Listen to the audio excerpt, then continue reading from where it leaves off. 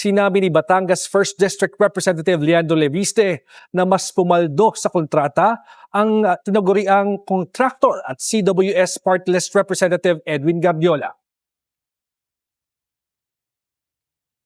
Ang masasabi ko ay hindi naman si Diskaya ang pinakamalaking proponent ng mga DPWH projects.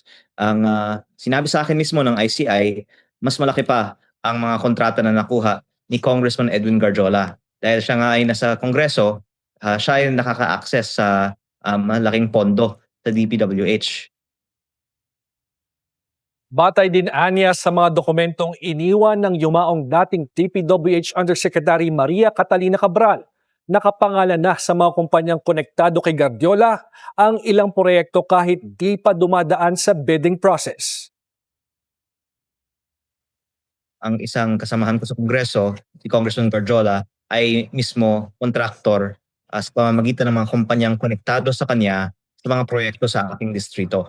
Pero ang mga files mismo ni Yusek Cabral ay nagpapakita na ang 6 na proyekto ng mga kumpanyang konektado kay Congressman Gardiola ay bago pa man ang bidding ng mga proyektong ito, nakasulat na sa kanyang files na para sa isang grupo na konektado kay Congressman Gardiola.